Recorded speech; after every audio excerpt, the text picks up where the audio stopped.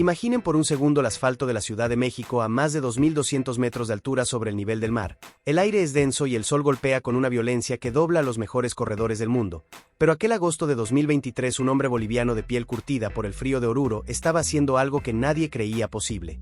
Héctor Garibay no solo estaba ganando la maratón más importante de Latinoamérica, sino que estaba destrozando el récord del circuito. Con un tiempo de 2 horas, 8 minutos y 23 segundos. En ese momento Bolivia entera se detuvo y el mundo del atletismo giró la cabeza hacia los Andes para ver al hombre que parecía invencible. Pero lo que nadie sabía es que ese mismo día en el que tocó el cielo comenzó una caída libre que lo llevaría de ser un héroe nacional a terminar en el puesto 60 de unos Juegos Olímpicos apenas un año después. La historia de Héctor Garibay no empezó en una pista de atletismo de alta tecnología ni con becas millonarias. Empezó en los campos de tierra de Totoral donde soñaba con ser futbolista. Héctor era un defensa aguerrido que se ganaba la vida como mecánico industrial y manejando un taxi por las calles empinadas de Oruro para poder pagarse los tenis y los viajes a las competencias. Fue una lesión en el fútbol la que paradójicamente lo salvó para el atletismo cuando empezó a trotar para rehabilitarse y se cruzó en el camino de Nemia Coca, una entrenadora que vio en sus pulmones una capacidad de transporte de oxígeno que no es de este planeta. Juntos construyeron un sistema basado en el sacrificio puro, corriendo bajo el frío gélido del altiplano y comiendo lo que el presupuesto permitía, sin saber que estaban gestando al maratonista más rápido de la historia de su país. Su gran pasión era el fútbol, incluso llegó a jugar en alguna Copa Simón Bolívar hasta que llegó una lesión que lo apartó de las canchas.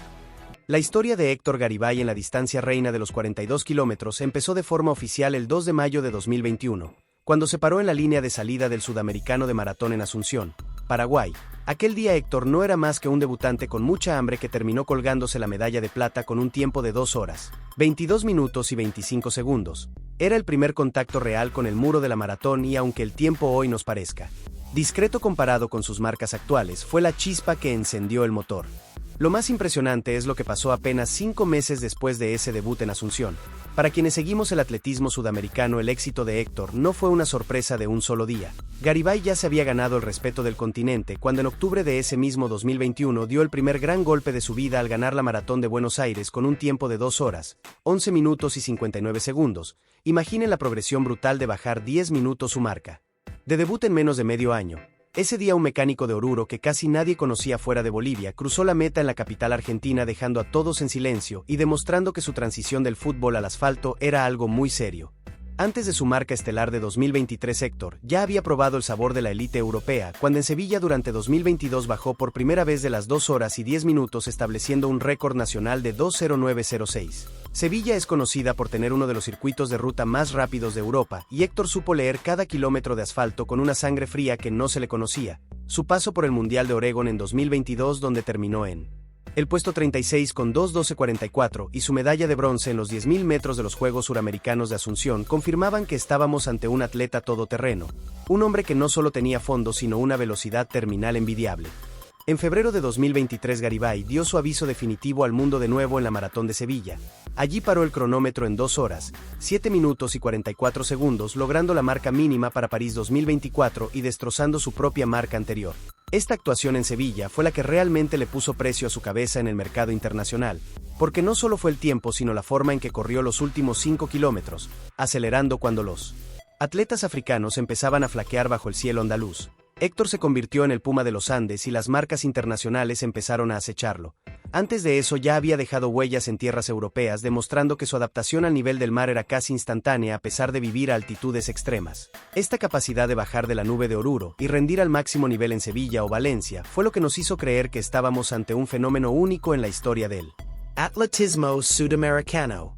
Pero aquí es donde la historia se vuelve amarga, porque Héctor pensó que ese cronómetro mágico en España y su boleto asegurado a los Juegos Olímpicos serían suficientes para que el apoyo lloviera sobre él en Bolivia, pero la realidad fue un balde de agua fría. Pasaron los meses y los patrocinios importantes no llegaban. La prensa todavía lo miraba como un caso aislado y el dinero para su preparación seguía saliendo de su propio bolsillo o de gestiones pequeñas. Esa falta de reconocimiento. Después de haber logrado lo más difícil, que es la marca mínima olímpica, fue sembrando en él una semilla de resentimiento y cansancio que lo acompañaría hasta su llegada a México. Él mismo criticaba que parecía que ser un atleta de élite mundial no era suficiente para que su propio país se volcara con él. Y entonces llegó el Maratón de la Ciudad de México, que fue el verdadero detonante de todo. Ganar en la capital mexicana con récord de circuito no fue solo un triunfo deportivo, fue el grito de atención que Héctor necesitaba para que por fin las empresas y el gobierno se fijaran en él, pero para entonces, el daño emocional de haber estado solo durante meses ya estaba hecho. La victoria en el Maratón de la Ciudad de México fue el pico más alto de su carrera, pero también el inicio del caos. Ganar $50,000 y ser la portada de todos los diarios atrajo a personas que antes no estaban ahí. Y aquí es donde la historia se vuelve gris y dolorosa para el fanático boliviano. La relación entre Héctor y Nemia Coca, la mujer que lo sacó del taxi y lo llevó a la élite, se rompió de forma pública y mediática en octubre de 2023. Los cruces de acusaciones sobre premios económicos y planes de entrenamiento que no se cumplían llenaron las pantallas de televisión. Héctor decidió cambiar de rumbo y se puso en manos de un representante que venía del mundo del fútbol, Javier Ávila, alejándose del entorno que lo había llevado a correr en 2 horas y 7 minutos. Este divorcio profesional no fue solo un cambio de entrenador, fue un terremoto psicológico que afectó la planificación táctica de cara a los Juegos Olímpicos. Garibay empezó a priorizar carreras comerciales y viajes que rompían los ciclos de carga y descarga necesarios para un maratonista de élite, mientras sus rivales se encerraban en campamentos de altura en Kenia o Etiopía con una disciplina monacal. Héctor estaba envuelto en eventos sociales y disputas legales que le restaron esa paz mental que se necesita para correr 42 kilómetros contra los mejores del mundo. La neta es que el Garibay que llegó a París no era el mismo que había devorado el asfalto mexicano un año antes. En los Juegos Olímpicos de París 2024 la realidad le dio un golpe de frente. Héctor salió valiente.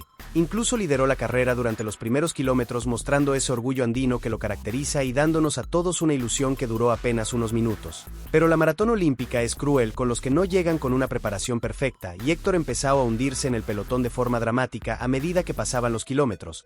Terminó en el puesto 60 con un tiempo de 2 horas, 15 minutos y 54 segundos. Casi 7 minutos por encima de su mejor marca personal. Fue una imagen desoladora verlo cruzar la meta tan lejos de los puestos de medalla que él mismo nos había hecho soñar. Después de la caída en París, la actualidad de Héctor Garibay es un terreno de incertidumbre y reconstrucción. Se ha dado cuenta por las malas de que el talento sin una estructura profesional y un entorno estable no es suficiente para competir con monstruos como Kipchoge o Bekele. La opinión pública en Bolivia está dividida entre los que lo critican por haber dejado a su entrenadora y los que entienden que un atleta de su nivel buscaba una profesionalización que su país no podía ofrecerle de forma orgánica. Hoy en día Héctor sigue entrenando en Oruro intentando recuperar esa chispa y esa velocidad que lo hizo invencible en 2023, pero el camino de regreso al alto rendimiento es más empinado que cualquier calle de su ciudad. La lección de Garibay es clara: la vida de un deportista de élite es un delicado equilibrio entre lo físico y lo mental, y cuando el ruido de los billetes y la fama entra en la ecuación la técnica suele resentirse. No hay que hacer menos a Héctor porque lo que logró en México y Sevilla sigue siendo una hazaña histórica para Sudamérica. Pero tampoco podemos inflar una realidad que nos dice que hoy está lejos de los tiempos que se necesitan para pelear un podio mundial. Es el maratonista de Sudamérica que más alto ha volado, pero también el que más rápido ha sentido el golpe de la realidad competitiva global. Nosotros lo vimos manejar su taxi y lo vimos batir récords mundiales de circuito. Ahora nos toca verlo intentar levantarse de las cenizas de una temporada que lo dejó marcado. Héctor Garibay tiene 29 años en este 2026 y todavía tiene tiempo para un ciclo olímpico más y decide volver a los básicos. A ese silencio de Oruro y a esa disciplina que no entiende de representantes ni de cámaras de televisión. Su pierna todavía tiene ese rebote y su corazón todavía tiene esa capacidad de bombeo. Solo falta recuperar la cabeza que se quedó en algún lugar entre la Ciudad de México y el aeropuerto de París. Abran bien los ojos porque la historia de Garibay todavía no ha terminado.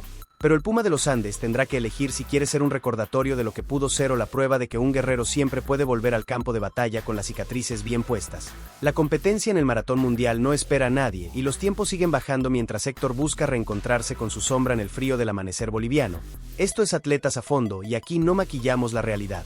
Analizamos cada zancada porque sabemos que detrás de cada tiempo hay una historia humana que a veces duele más que el mismo ácido láctico en los kilómetros finales. Sigan corriendo vatos y no olviden que la cima es difícil, pero mantenerse arriba es el verdadero maratón de la vida.